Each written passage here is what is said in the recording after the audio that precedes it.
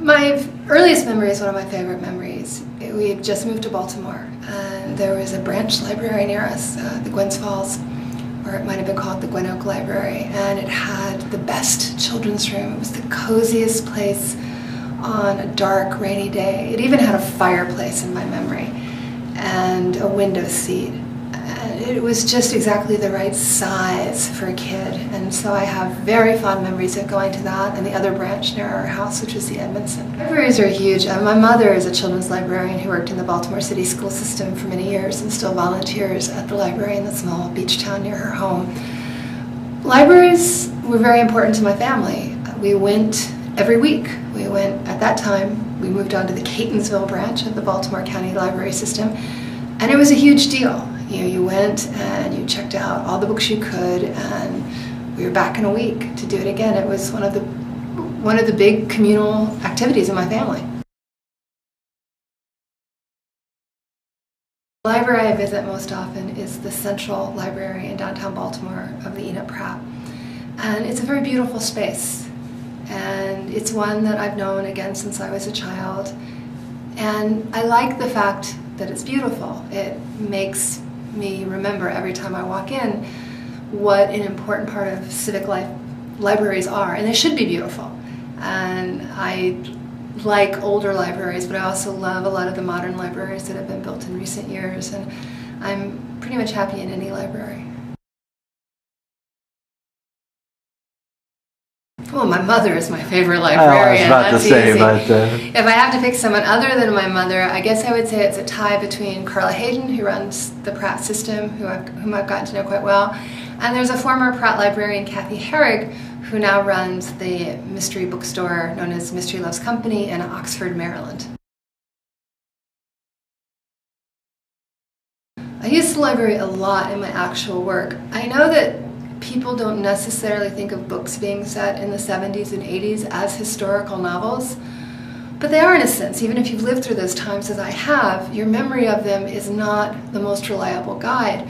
One of the things I started doing as I began broadening my scope as a novelist and writing these books that had much more complicated timelines and a lot of scenes set in other decades is I began going to the Pratt and reading magazines. And the thing that I found was that it wasn't so much the articles in magazines that were instructive about the times in which we lived in, but the advertisements. One story I like to tell is I just sat there one day at the Pratt, and this is so easily done at my hometown library.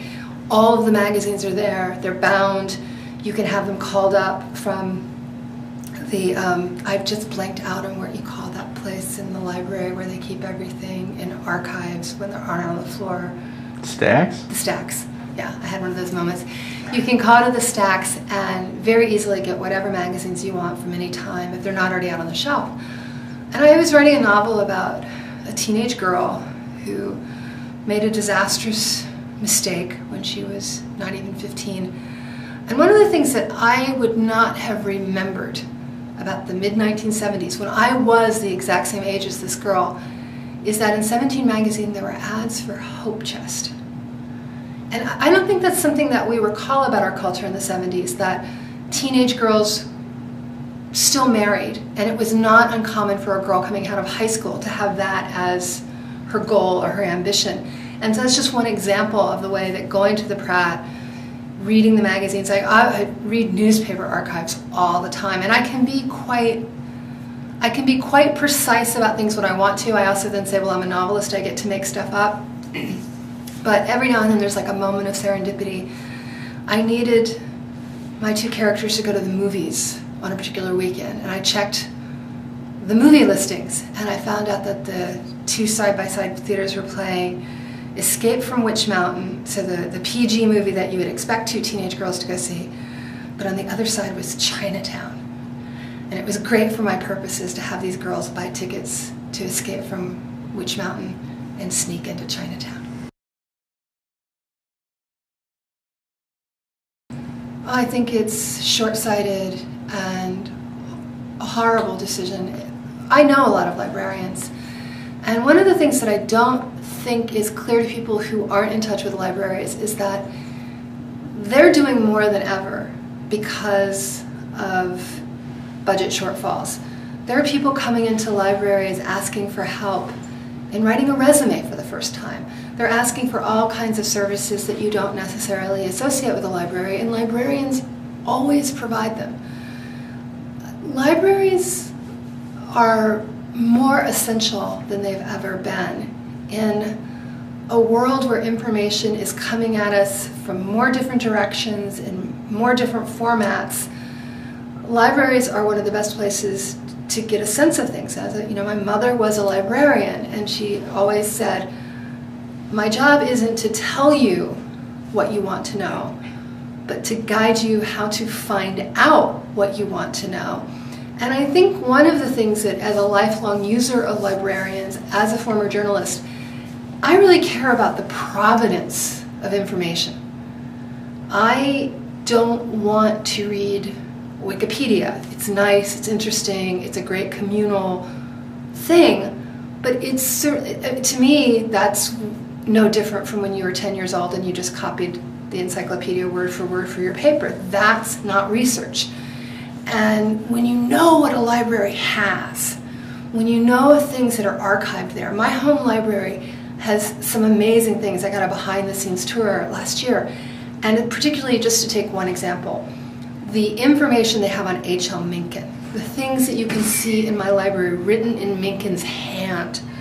It's unlike anything else. That, the idea that libraries can lead you to primary documents, and it's, we will regret every dollar we've taken out of the library's coffers.